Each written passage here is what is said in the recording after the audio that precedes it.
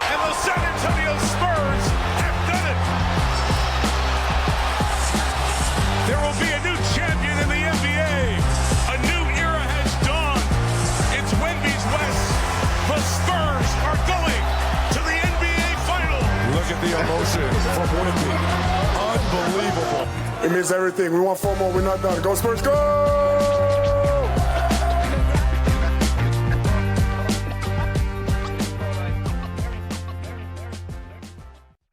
All right, we are T-minus 3 hours from tip-off of the NBA Finals with our team, the Spurs.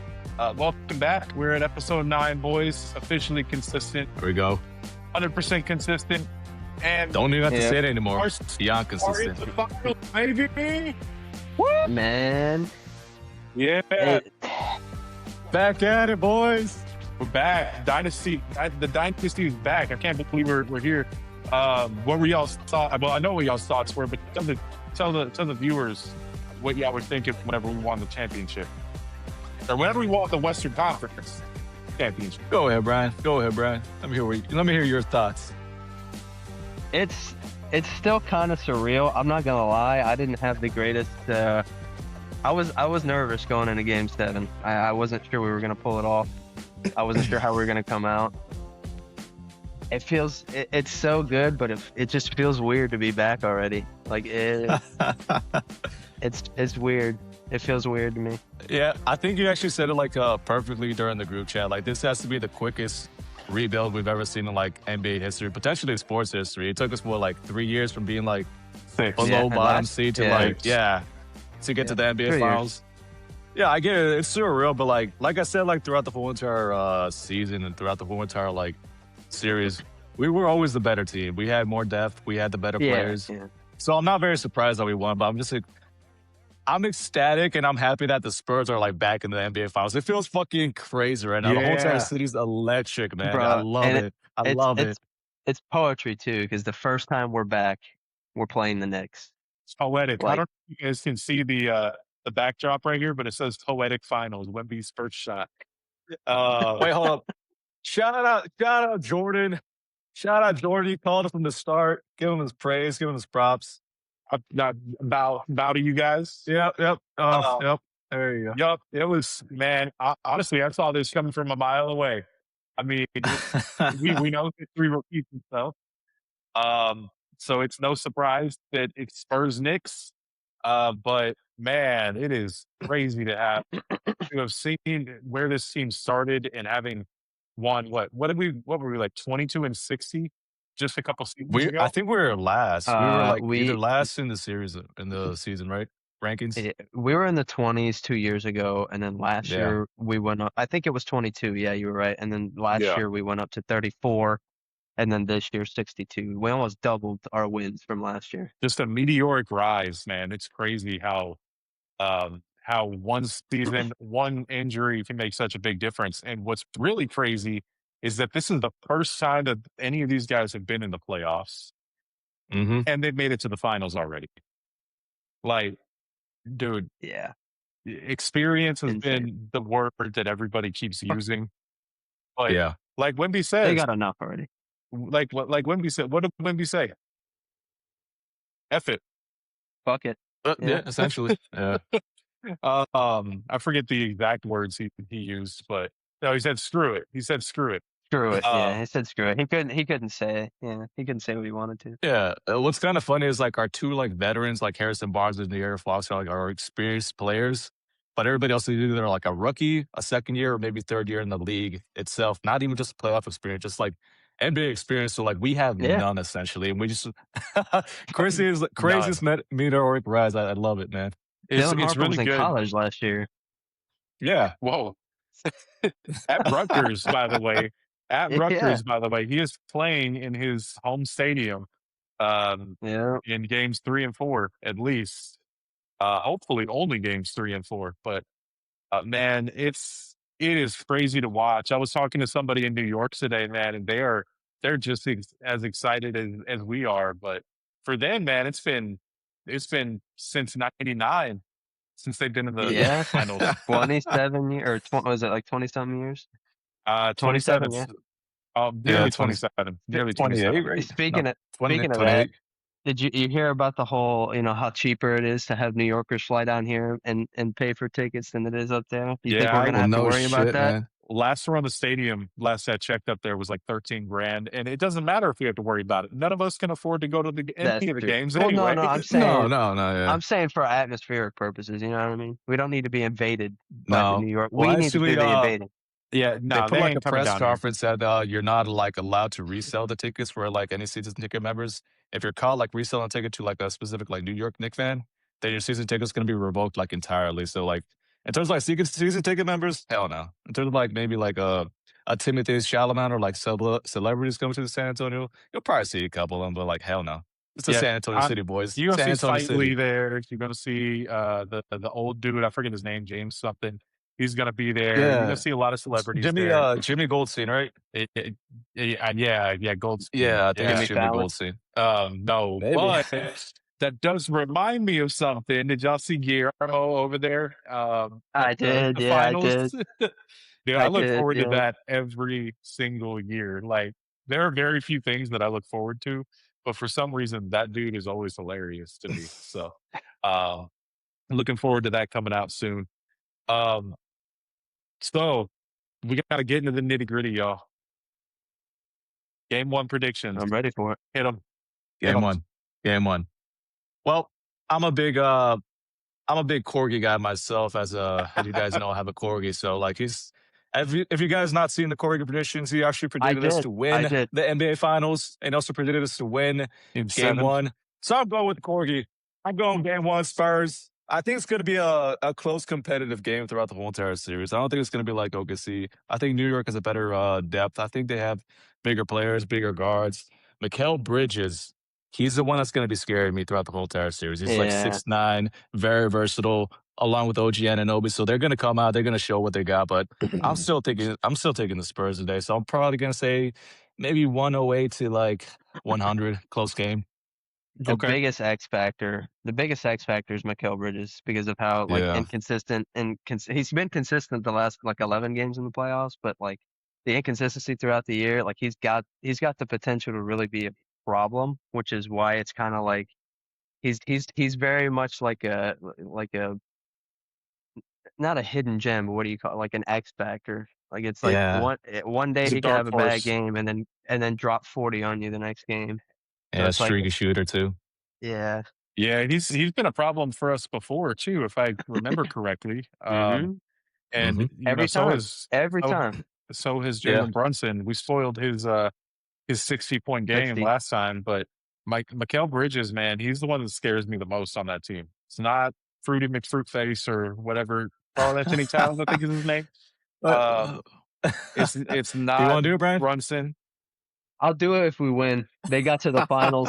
That'd be the perfect Don't time do to it. do it. After all that,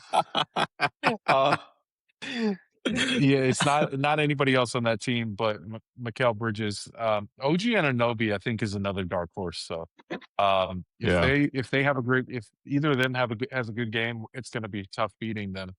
But with that said, we've got some big players on our team. Like I think we match up well against the Knicks, but they've given us problems before, and I don't know how much of that is we don't see them very often, and it's just different, and how much of that is that they're just a great team. Clearly, they ran through the East, but I think the Spurs would have swept the entire Eastern Conference if we had been there. So, what are y'all's thoughts on like who's that? With that said, what are y'all's thoughts on the Knicks path to the finals right now versus the Spurs? Like, obviously, the Spurs have the more difficult path, but Yeah. do you guys think that the Spurs are more prepared, or does it not matter anymore? they're more No, you prepared, talked for about sure. you talked about earlier like in terms of experience. The Spurs don't have that experience, but they've gained those late execution experiences throughout this whole entire playoff. So I think that's gonna like help us during the season, during the series. The Knicks, they are a very talented team. They have a very deep team also, but I just think they had an easy run during the finals also. Plus they had a bunch of injuries against other teams. So I think they've had a very easy run throughout the finals. So I think it's gonna rear its head, and think we're just going to be dominant throughout the whole entire 7-game series. Obviously, it's going to be a close series, but I think we're going to pull it off at the end. I think they're manic. I think this whole experience thing is gone. Like it's no longer a narrative. They're in the finals already. They went through a 7-game series with the reigning champs. There's not really much more you can go through outside of the getting over the high of winning that conference finals, which given the Wemby, Castle, all these guys' competitive nature, game 1, I would say you could argue might be a little questionable, but after that, they should lock back in. Yeah, man, I always hated the whole inexperience thing because you could say that at any place. It's just lazy. That's all it is. It's lazy. Like they didn't look at this team jumping from 34 wins to 60, however, what we have 62, 64. I think 62. You know, they said the entire time we're inexperienced. The Spurs are inexperienced. They're young. Cool. I could see where that comes from. I get where it comes from, but I thought it was stupid to begin with. After they beat Portland, the experience didn't matter anymore. I mean, they should have learned after OKC did it. I mean, yeah, they went to they had one playoff run before they won it, but they didn't have won an it the alien. next year. They didn't have a 7'4" alien. That's the other thing. But it's Wemby's first shot at a title. So with that in mind, if he wins a championship at 22 years old, in his third year in the league, right? Yep. Yeah. Where does this rank him in the top players of all time? Does it automatically bump him up to the top? I'm not saying number one. I'm not saying go. No. I'm saying does it jump him into top 10? I'm thinking like top 20, maybe. Yeah. Already? Yeah. Yeah. I mean, he's at 22, he's already going to have a ring. Michael Jordan didn't get his first ring until his like 7th or 8th season. Yeah. I mean, everybody's already anointed him one of the best prospects in sports history before he ever got drafted. So I think it's just adding on to that fuel and fire. So if he does win, obviously it's probably going to be in line to win countless other ones. So I think we're looking at a generational run. I think we're looking at history in the making. I think Wemby might be one of the best prospects in sports history. So there's no telling where this is going to lead him. So yeah, it's going to make him probably a top 20 player all time already. Plus he's 7'4", 7'5", and he's still young. Oh my God. We're so lucky, guys. I think it actually jumps him up into the top 10. Yeah. Top 10 already? I think it jumps him. If he wins the championship this year, I think it jumps him into the top 10. And I'd say if he wins an MVP. Okay. I can see that. I still think that regardless of what we rank him now, he's going to be, I'm going to put that bold prediction out there. I think he's going to be the greatest player of all time. Oh, yeah. I think over Michael, over Bird, over Magic, all of them. I mean, best I think we can all agree. played. I think we can all agree he's probably already the best defensive player. By far. Like he's probably not anyone else. Yeah, he's already, He's already the number one. He was the unanimous best player of the year. The only one, by the way. Yeah, only one ever. First one, the only one. Nobody, man, it's really funny to watch grown men run away from him. Whenever they're like, anybody else, they'd have an open layup in the paint. And Wemby's just even the MVP.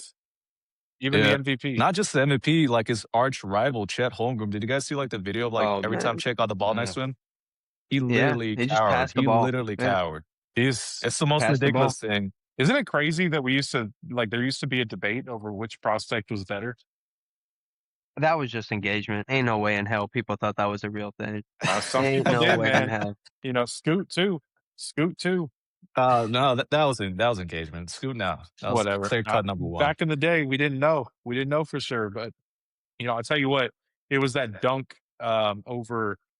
Oh man, what's his name in Miami? Brian. I think all three of us went to that game.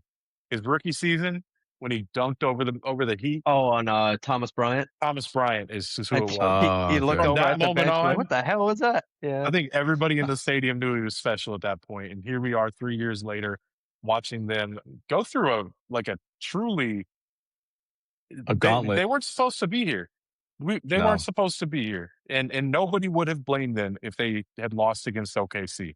They would have said, "No, great job. Yeah. You beat expectations. Took them to 7. Yeah, whatever. But we're here in the finals now. So with that said, we gotta talk a little bit though about the Knicks. What's been the most Mm, impressive thing to you guys about this Knicks team? I think their continuity, like they're all like their chemistry is like on par. You could tell that from early on. And they've been blending in well together too. Carl Anthony Towns, the trade that Carl Anthony Towns did from like Minnesota all the way to New York is proven evident. He's a better shooter, he's a better playmaker, he's a better passer than Julius Randle. So he's gonna be another X factor. But in terms of defensively, like we talked about earlier on, Mikal Bridges, OG Anunoby, and who's the other guy? Josh Hart. Hold on. Ginobili! Sorry. OG Anunoby. Yeah, they have bigger guards, bigger forwards, and bigger defenders, and they're very physical too. So it's going to be kind of a combination of Minnesota Timberwolves combined with OKC kind of defense. So that's the first time we're going to be really tested on that, and so it's going to be a very entertaining series. And they do have a proven potential MVP in Jalen Brunson, he's a dog, man. He's a dog. So it's gonna be a good series for them to see. But what do you guys think? Do y'all think they have a good shot this year? I think their biggest surprise is how well they turned around. Like they lost the first 2 games against Mm, Atlanta and then just yeah. won 11 straight. Like that's impressive. And their consistency went up, their shot efficiency went up. Carl Anthony Towns became Jokic with his passing and his playmaking abilities. It's like they're just a completely different team all of a sudden. And I'd say that's probably the most impressive thing. Man, I was talking about this to my boss and a couple of people today. I I hate to say it, but if it weren't the Spurs in the finals, I'd be rooting for the Knicks. Like this team is I was it's thinking that Yeah. too. Yeah. Like Yeah. sorry, keep going. no, they're just a likable team. Like they've been through it. They've nearly made it multiple times. Got beat by the Celtics. They just couldn't get past them, and then here they are, and they've earned it. They've truly earned it. Now, Yep. I would have liked to see Celtics Knicks in the Eastern Conference Finals, but I'm glad the Knicks have a chance. I hope they don't win, but I'm glad they've got a chance. So, Yeah, Brian, what like were I you gonna say? genuinely do feel bad. Oh, sorry. Go ahead, Brian. I was just gonna say I like obviously I want the Spurs to win and I'm begging for them to win, but I genuinely don't think I would be mad if the Spurs lost. All Like right, I'm in the, this is gonna be you're out. this is gonna be a great finals to watch just as a basketball yeah, fan. I'm in the same boat as you. Like, I feel like the Knicks, like they deserve it, even for the city too. They've been like terrible for so many years, but like I'm a Spurs fan, so I want. It's gonna Yeah, be I so want them to like, win. yeah, I want them to it's gonna be win. so sad. Yeah, I mean, I think all of us want the Spurs to win, but if Yeah. it were OKC, everybody would be Oh rooting for man. Fuck the off. Knicks. Fuck off. Yeah, Fuck. everybody, Just like we everybody would be was rooting rooting for the for us. Knicks. Yep, Yeah. everybody. It's funny, you see the maps, if you see the maps, and it's like Yeah. who The whole world. whoever everybody's rooting for the Spurs except for Oklahoma and New York. So, and even then, Oklahoma, like nobody hates the Spurs. But speaking of it, good job to the Oklahoma City Zoo. Have you guys seen this whole thing? Mm. This whole thing between the No. San Antonio Zoo and the OKC Zoo. I Uh, I did see that. Yeah, yeah, did they follow through? yeah, they did today. They raised the Oh, flag okay. today. So yeah, and Hell if you yeah. if you haven't seen it, the OKC Zoo, which shout out Tim Morrow, CEO of the zoo, used to be my boss back at SeaWorld way back in the day. They started. I know this. I know it was him behind this.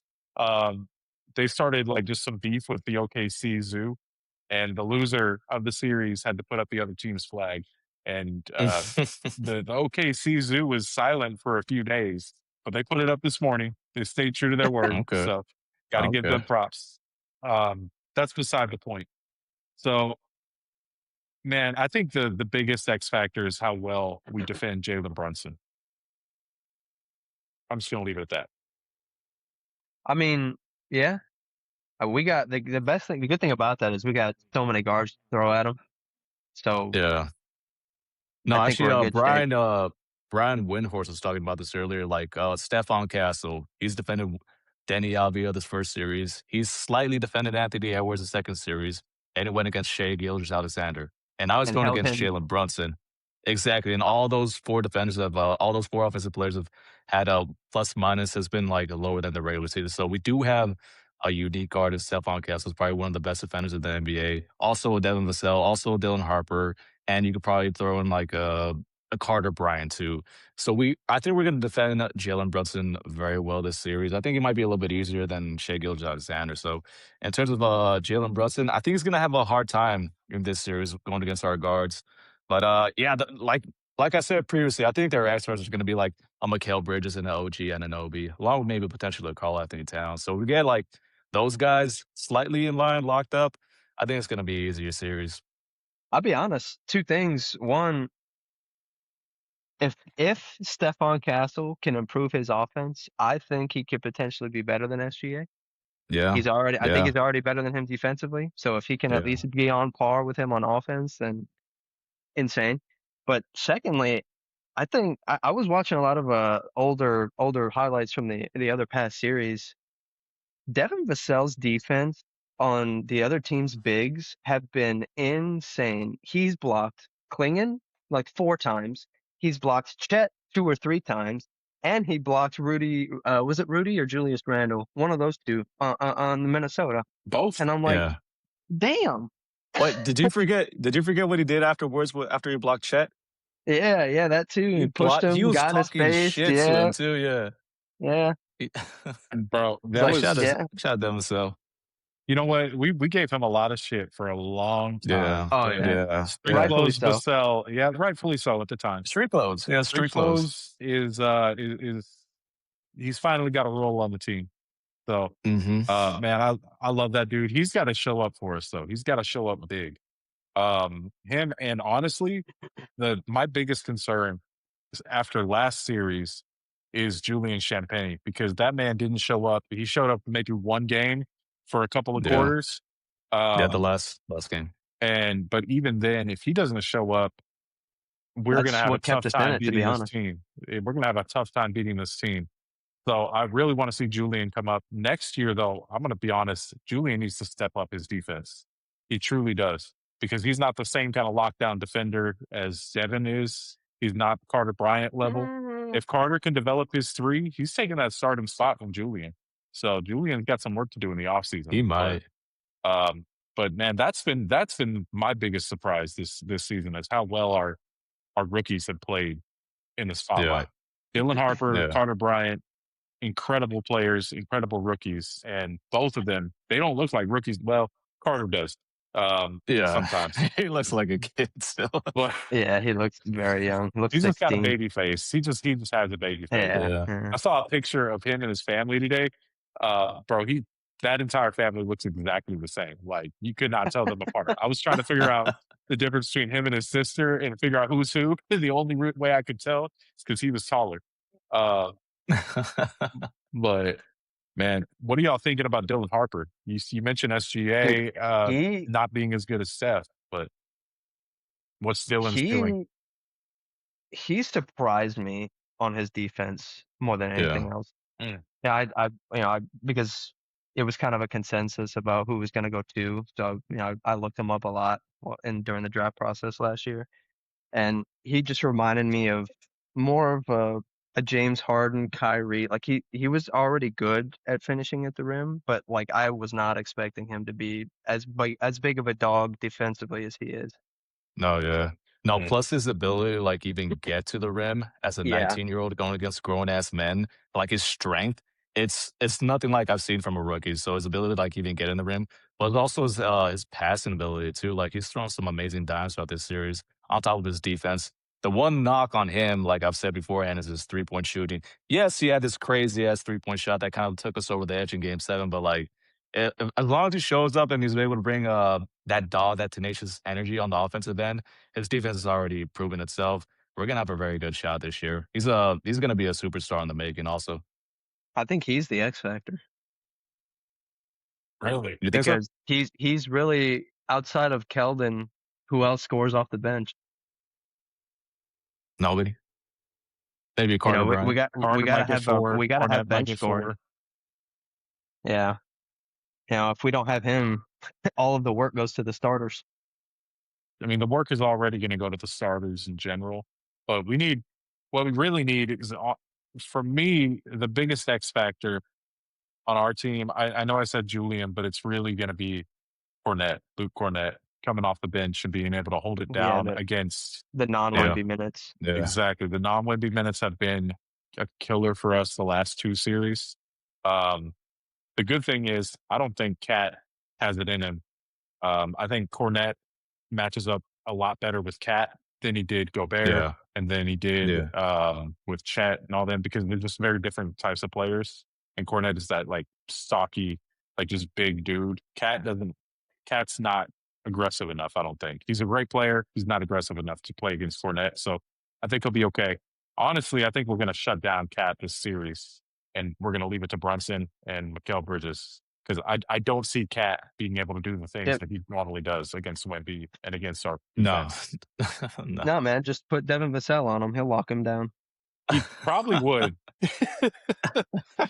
So, and I was saying, in all honesty, though, I think New York is one of those teams that we can actually get away with running a double big lineup, at least when Wemby's not on the floor, to help with rebounding and paint protection. Even that too. But throw in Plumlee or Biyombo just to get some bodies in there to box out. Because I think Keldon and Fox, their biggest problem sometimes is they ball watch too much and they allow too many offensive rebounds. Yeah. Keldon especially, he lost so many assignments last series, but I think it's going to be a very good series for Luke Cornette. He's, against OKC, he kind of showed his limitations, wasn't able to be flexible and lateral against their guards. So against a bigger team, kind of slower team like New York, who does better half-court offense, I think it's going to be a very good series for Luke Cornette. Magic City Cornette. Hopefully. So I'm going to just throw this out there. Mitchell Robinson. You got a broken hand. Do you? He's going to come in off the bench at some point. Honestly, he's the one I would normally be afraid of with Luke Cornette, because I don't think he matches up well. But being that he's got a broken hand, smash the fuck out of that hand. Hit it against the backboard. You don't even need to do that. The man's a 33%. I think 33% from the free throw line. Why don't we just do a hack and Mitch? Hack Robinson. Yeah. Throw in Plumlee whenever Robinson's on the court. Let him foul out if he has to, and then you throw in Bismack. We're not going to use him anyway. You might as well let him foul out for you. So if they're going to use Mitchell Robinson, or they're going to try to use Mitchell Robinson as a guy to get fouls on, so Cat doesn't have to, then why don't we use Plumlee or Biyombo for the same reason? Yeah, exactly. So that way you don't have to foul Wemby out. What do you guys think the Knicks' strategy is going to be coming into this game? I think their best strategy is but it's going to require them to play like they don't really play, but that's to push the pace like OKC. You gotta tire out Wemby. There's really no other way to beat him. Yeah. I mean, you got that inside intel from Jeremy Sohan. That's what he said. You got to tire him out. You got to be physical with him. That little sideshow over there. But yeah, I don't think obviously nobody matches up with Wemby. I think they're going to take some of the key metrics from OKC and Minnesota and be very physical with them. But I don't think they have the bodies to really go against a Wemby. Obviously, Mitchell Robinson, it's 7'1", 7'2", big guy. But in terms of the lateral quickness, you saw Rudy Gobert, one of the best defensive players of the year, still wasn't able to do anything against Wemby. So I just think we have that ultimate X factor with Wemby. So it's going to be his to kind of dominate this series also. That might bite him in the ass. If they try to play a physical game that they don't typically play, and they let us play physical, they're not going to win that battle. No, I agree with Brian on that. Honestly, I think the Knicks they're coming in off 8 days. So I think they're going to come in trying to play fast, trying to play hard in the first quarter. It honestly wouldn't surprise me. It could go one of two ways. The Knicks could come in and they'd be up 15 in the first quarter, at the end of the first quarter, or they could be down 15 because they're rusty. At the end of the day, I think they really focus on shutting Wemby down, being physical, double teaming him where he needs to, and trying to get our shooters to shoot. But at the end of the day, we got shooters, we got players, and you're not going to stop Wemby. You can only hope to slow him down. So, you mentioned Jeremy Sohan, and I know you only have so much time left here, but you mentioned Jeremy Sohan. I don't think Sohan knew what the Spurs organization was doing when he was here. So I don't know if he's really going to help them. That's what he said. He just tried to get some marketability. He's just like you said. He's gonna be out of the league in a few years. He's not going to be playing in a Sorry, couple Joe. years. I like Jeremy just fine when he was on our team, and now he just pisses me off, man. Now I get it. I think that's what makes him so annoying. It's like everyone's like, bro, you're not going to be relevant next year, or you probably won't even be in the league next year. And he's talking all this shit. Yeah, he's just not a good player. It's like, yeah. I do have one question. You talk about the rest versus rust kind of theme right now. Do you think all that rest is going to hurt New York, or do you think it's going to help them be like able to like run and gun against the Spurs? Bro, it's one of those things where it's like it could go either way because they've been inconsistent this full year, and then they just had this, they turned it on at the right moment and had this stretch where they've been unbelievable offensively. They could very easily go right back to that playing, inconsistent, mediocre, especially with our defense and how they are. It could go either way. I think we played 3 days ago. They played 8 days ago. And for an NBA player, 8 days is a long time to not play basketball. Not playing in a true NBA game, much less a finals game. I personally, I would rather only have 3 days off, go in, play your 5, 6, 7 games, and with modern medicine and the way that these guys heal up, I guarantee you the Spurs are ready to go. I guarantee you take some peptides and take a nap. Exactly. and it's only 7 more games. It's only 7 more games. Yeah. So, and then you got the entire summer to celebrate or to celebrate, to go be with the monks, whatever. I don't think it matters. I think that both teams are going to come in hard. They're going to come in fast. They're going to come in trying to win. I just hope the Spurs come out on top. So I'm going to leave it. I'm going to leave the show with this. What is the one thing you guys hope will happen? Like, what's one thing you want to see happen in this series? Whether it's a play, whether it's a particular thing off the court, on the court. What's one thing y'all want to see happen during this series? Yeah. So me personally, like the previous series, we haven't had that kind of a lethal 3-point shooting. It's been kind of inconsistent. So I hope in this series, Julian Champagnie gets back on 3-point line. Devin Vassell keeps showing that 3-point marksmanship. Everybody else just kind of contributes and shows up. And I think it's going to be a very good series for our 3-point shooting this series. Yeah, my main thing is, their defense isn't quite as physical or as intense as OKC, so I'm fully expecting our bench to play a lot better, especially Keldon Johnson, who I feel like OKC did a pretty good job in neutralizing. But yeah, other than that, the only thing I expect is a victory. Nothing less. Oh, that's what you're hoping for? That's what I'm hoping for. Okay. Yeah, I'm honestly, I'm just hoping to see Wemby come down into the paint. I want to see him dunk in Cat's face. I just want to see him. I just want to see him. I want to see the light leave Cat's eyes after that. But honestly, my bucket list in this series is that we have a game that goes down to the wire, and one of our guys hits a shot to win the game at the buzzer. Okay. Hopefully not in Game 7. I don't need a heart attack. Oh God. Yeah. But man, that's my wish list. What's one like weird thing that y'all, not weird, but like just a crazy thing that y'all want to see? Oh, I want to see Dylan Harper do what he was trying to do in OKC, and I want to see him yam it on somebody. Who in particular? You know what? Do Josh Hart. Josh Hart? Just no reason at all. Just Josh Hart. Ooh, Fuck you, real Josh quick, Hart. not to cut against it, but hometown player is playing Jordan Clarkson. Went to school in San Antonio. He always plays well against the Spurs. Yeah, I don't know if he's going to play in this series, but don't count him out to have 1 or 2 games where he scores 10, 15 points. So just a side note. We'll see what happens. But sorry, Brian, go ahead.